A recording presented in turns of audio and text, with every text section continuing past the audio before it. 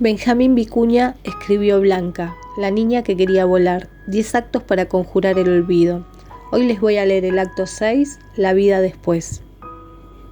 Si la pena se supera,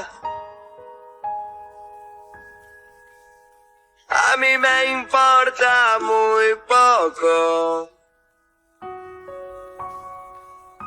No esperaba que así fuera mi amor. Si a un sueño que te tocó. No te va a gustar Memorias del olvido. Además de tener que lidiar con tu propio dolor, los ojos de tu pareja son muchas veces un espejo donde vuelve a recrearse la tragedia. Soportar la pesadez de la pena, la monotonía del sufrimiento, que se renueva cada día y que el otro te trae o tú le traes, cuesta mucho. Resulta casi imposible salir de ese pozo oscuro, de ese infierno compartido. Ese horror yo también lo veía casi a diario, en los ojos de los que me miraban, que encima casi siempre me decían: tienes 2 hijos, tienes que luchar, tienes que seguir adelante, porque es lo que Blanca hubiese querido. A mí me daba rabia toda esa cosa sanadora. Quería contestarles: ¿por qué no luchas tú? ¿Por qué me tienes que decir cómo tengo que seguir? Yo así no puedo, y además, ¿qué pasa si no puedo? La gente me lo decía con buenas intenciones, de buena fe, pero te empujan, te quieren obligar a seguir adelante por una responsabilidad, no por una sanación y una curación. Quieren apurar tu duelo, que salgas de ahí, pero creo que eso lo único que logra es que se haga más largo o que se postergue ese viaje que, como ya dije antes, si no lo haces no importa cuántos años pasen, vas a tener que hacer. Lo que tampoco suma mucho, y esto lo digo también en modo de catarsis, es esa gente que te dice: perdón, pero no sé cómo hiciste, porque si a mí me llega a pasar algo así y yo me muero. ¿Qué me estaban diciendo? ¿Que me tenía que morir? ¿Que debía enterrarme con mi hija? Menciono estas cuestiones porque muchos no saben cómo tratarte y lo que te dicen no te sirve o te hace mal. Evidentemente son personas que no vivieron ese sufrimiento y que no pueden empatizar, que hablan desde sus egos sin pensar, usando frases de manual, puros clichés, sin tener en cuenta la extrema y devastadora experiencia humana que está viviendo quien tienen enfrente. En su libro La muerte y los niños, la psiquiatra Elizabeth Kubler-Ross dice: ¿qué es perder un hijo? ¿Quién ayuda a lo largo de esta prueba? ¿Cómo podríamos ser menos indiferentes a lo que reclaman aquellos que se ven afrontando semejante sufrimiento, uno de los mayores que existen? ¿Cómo pueden los padres que pierden un hijo recobrar algún día la existencia normal y feliz? La vida fue concebida para ser simple y hermosa. En los retos que la vida nos presenta siempre habrá lo que yo llamo tormentas grandes y pequeñas, pero suponemos por experiencia que las tormentas pasan, que después de la lluvia vuelve a salir el sol y aún el más frío invierno dará paso a la primavera. Pero esos argumentos no convencen a los padres que han perdido un hijo o que tienen un niño con una discapacidad severa, una enfermedad terminal. Las expresiones supuestamente cordiales, como era la voluntad de Dios, o por lo menos lo tuviste un tiempo, no solo son de mal gusto, sino que suelen disgustar a los desconsolados padres. Nadie puede proteger a un ser querido de las penas de la vida ni ahorrarle dolor. Nadie puede consolar ni cambiar la amarga realidad de un padre o una madre que ha perdido un hijo, pero podemos brindarle nuestro apoyo estando a su lado cuando necesiten hablar o llorar, cuando tengan que tomar decisiones difíciles o complejas, y podemos ayudarlos a prevenir las secuelas de tan dolorosas pérdidas con una actitud más sensible y una mayor predisposición a escucharlos, si eso es posible. El sufrimiento por la muerte de una hija, mi niña, en quien deposité sueños de futuro y que me fue arrebatada por la peor jugada del destino, es inconcebible. Sientes que se te quema el pecho, el alma, y eso no se cura ni se alivia con frases ni consejos. Nadie puede decirnos nada que nos haga sentir mejor, porque esas palabras no existen y no hay forma de que ese dolor pase rápido. Por eso, después de haber vivido lo que viví, cuando me encuentro con personas que están atravesando una tragedia, trato de no bajar línea y mucho menos de decirles grandes frases. Empatizo desde otro lugar. Si la situación y el vínculo ameritan, doy un abrazo y básicamente trato de estar ahí, presente, aunque solo sea 5 minutos. Hace poco me sucedió con un compañero con el que estaba trabajando en una película. Me enteré de que se le había muerto la mamá y fui hasta donde estaba y lo abracé. Solo le pude decir: respira profundo y la vas a escuchar. No pretendí ser original, son lugares comunes, un mensaje si se quiere muy básico, pero cuando estamos tan vulnerables uno lo agradece y siente que allí hay algo que lo reconforta. Me ha pasado encontrarme tiempo después con alguna de esas personas con la que tuvimos esa conexión y que me dijeran: en ese momento tan duro tú estuviste y me dijiste la palabra precisa. Por supuesto que no soy ni un gurú ni un sacerdote, pero cuando me pasan cosas semejantes, ¿cómo no voy a sentir una tremenda responsabilidad? Hoy me siento con la autoridad moral para hablar en mi trabajo de la muerte o para lanzarme a escribir un libro. Me parece que es necesario y lo hago para mi tribu, en mi continente, mi territorio, para la gente y la comunidad que me abrazó ese día, cuando el mundo se paralizó.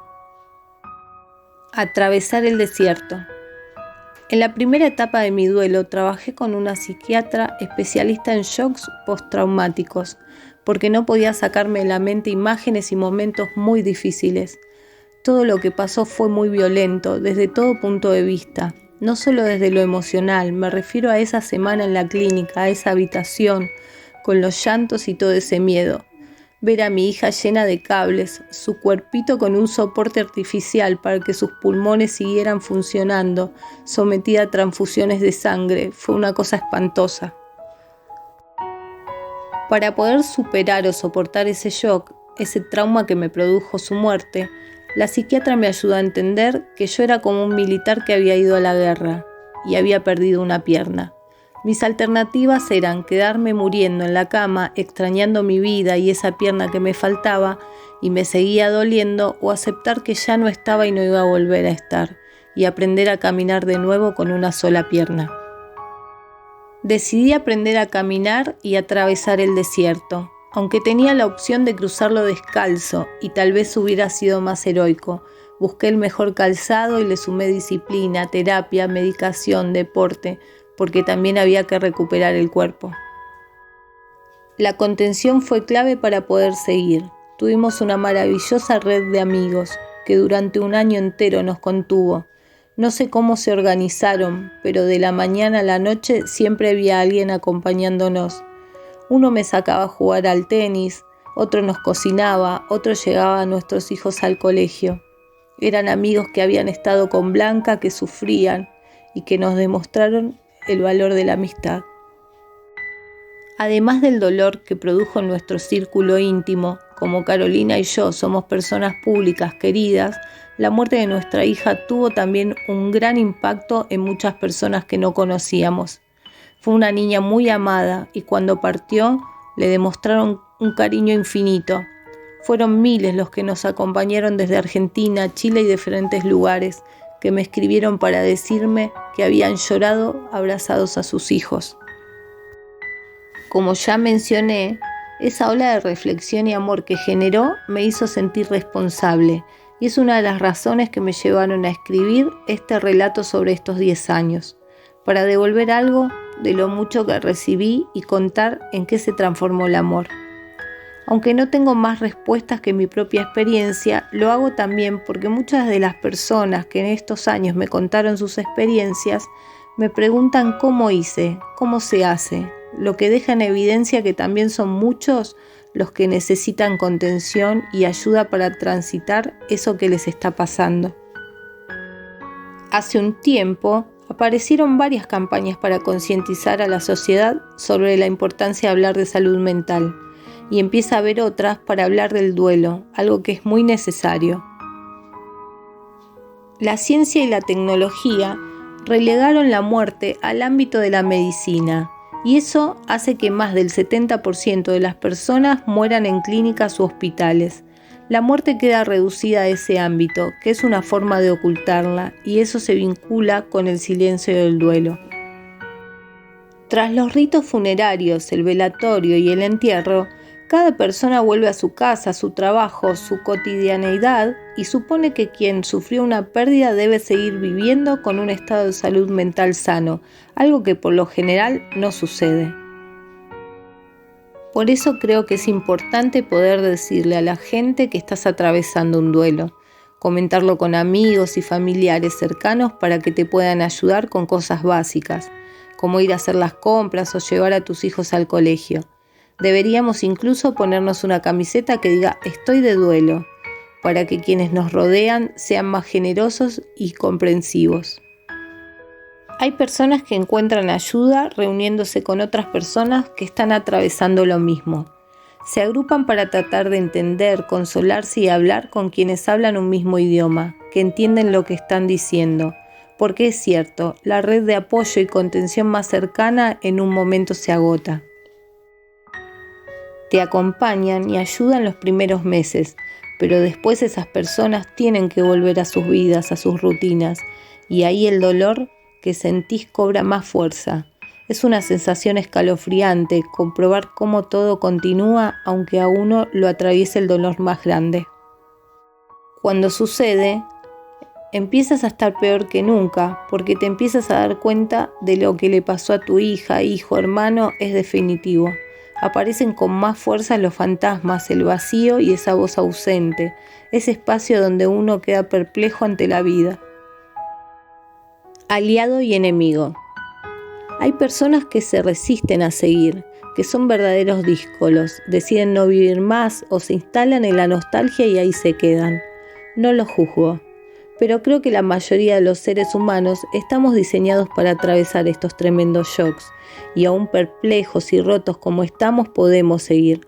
La vida nos empuja a una cierta inercia y eso va desde el cuerpo. Nos resignamos o aceptamos que estamos en medio de fuerzas que escapan completamente a nuestro control. No es pasividad, que tiene que ver con abandono, sino resistencia pasiva. Ocurra lo que ocurra, sigo adelante. Una cierta idea de voluntad humana.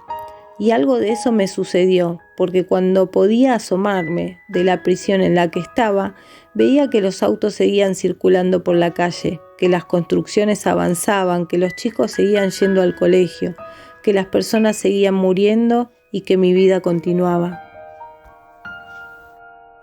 Cuando aparentemente el reloj se había paralizado, en algún momento tuve hambre, fui al baño, dormí y seguí adelante. Volví a trabajar porque el trabajo salva, volví a desear, nos quedamos embarazados, y esa mujer que tenía las entrañas vacías fue madre de nuevo. Lo vivimos con alegría y como la señal de algo muy potente, era la vida. Eso no quiere decir que haya sido fácil, porque junto con todo eso vino la culpa. Culpa por volver a sonreír, por volver a amar, por seguir viviendo. El tiempo en ese sentido puede ser el mejor aliado y también un gran enemigo. Te da aire para poder respirar y te aleja de ese hecho traumático, pero empieza el drama de que te olvidas de la voz, del olor, incluso te olvidas de lo que aprendiste, de lo que quisiste. Para conjurarlo y no olvidarte por completo, llenas tu casa de flores, de fotos y de recuerdos. Puedes tener una referencia, si a la persona que amabas le gustaban determinadas flores, plantas, esas mismas flores en tu casa o te compras el perfume que usaba. Pero te empiezas a olvidar y es muy triste. No soy nadie para generar una tesis, pero sigo creyendo que es un gesto piadoso de quien inventó todo esto. Como decía mi papá cuando estaba internado en la clínica. De otro modo, creo que nos quedaríamos postradísimos. Viví una tragedia que fue como un rayo y me quedé vacío. Me costó años asimilarlo y de alguna manera sigo atravesando el desierto, pero seguí viviendo. Más humanos. La muerte y las desgracias, los sinsabores y los golpes duros te humanizan y te acercan a mucha gente, pero también te alejan de otra. Hay muchos que te dicen que no quieren hablar de esos temas, porque son un bajón o no quieren ver una película o leer un libro como este, que habla de duelos y de pérdidas, aunque también hable de resiliencia, de supervivencia y de amor, porque les resulta insoportable. Hace unos años trabajé como actor y productor en La memoria del agua, una película muy linda con Elena Naya en la que trataba de una pareja a la que se le moría un hijo ahogado en una pileta. La estrenamos en Venecia, ganamos premios y nos fue muy bien. Fue el primer tributo para mi hija. La película no hablaba de ella ni de mí, pero hablaba del duelo. Mucha gente me preguntó por qué hacía eso o me hacía eso. Y cuando miro hacia atrás no sé por qué lo hice, cuál fue la necesidad. Sé que hay un impulso de querer sanar y de querer reparar, de querer indagar hasta el fondo, mirar ese dolor más de cerca. Creo que también tiene que ver con no ponerle una curita a la herida, sino con dejarla abierta, que te entre arena cuando vas a la playa y que te sane el mar. Después también trabajé en El primero de nosotros, una serie popular en televisión abierta sobre un hombre que tiene un tumor cerebral y transita su enfermedad hasta que muere. Fue otra experiencia como actor que me brindó un nuevo puente y vínculo con gente que la estaba pasando mal. Es una elección que tomé, pero la elección también me buscó a mí.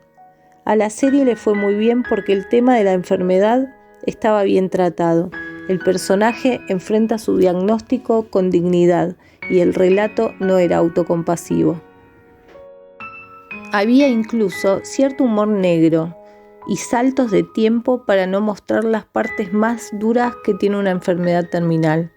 Pero nuevamente fue hablar de la muerte como parte de la vida y también hubo mucha gente que decía que le daba impresión y no quería verla. Era hablar de cáncer y hace poco leí que cuando una persona va por la calle con un turbante o un gorro en la cabeza porque se está haciendo quimioterapia, la gente ve en ella signos de muerte y nadie quiere mirar eso, cuando en verdad esa persona está en un proceso de curación que muchas veces es efectivo. Hay que darles visibilidad a esos temas, pero nos dan demasiado miedo. Paralelamente a mi trabajo como actor, sigo con mi trabajo con UNICEF, lo que genera un cariño y un vínculo con los niños, pero también con el dolor. En cada niño que veo en la calle pidiendo, veo a mi hija. Es un cachetazo, pero intento frenar ese impulso porque si no tendría que dedicarme 100% a eso, y no puedo. Trato de equilibrarlo manteniendo dosis de frivolidad y de negación, porque si no, me quiebro. La vida no da tregua, y las lecciones que nos da tampoco. Durante las 4 últimas semanas de su vida, mi papá estuvo internado en una clínica, las primeras 2 consciente y las otras 2 muy mal, agonizando. Si consideramos sus casi 80 años, sufrió muy poco tiempo. Al verlo así con delirium y sabiendo que no se iba a recuperar, yo quería que se fuera cuanto antes. Me acordaba de esa frase de Hermann Hesse: algunas personas piensan que aferrarse a las cosas las hace más fuertes, pero a veces se necesita más fuerza para soltar que para retener. Obviamente él no era una cosa, pero el concepto aplicaba. Yo pensaba que lo mejor era soltar, cuanto antes, pronto, con el menor sufrimiento posible.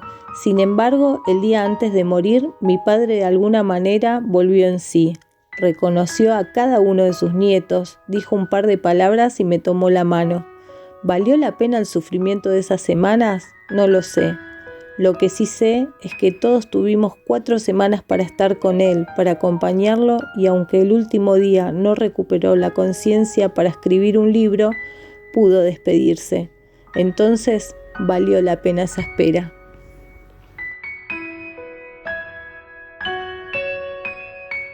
8 de abril de 2019.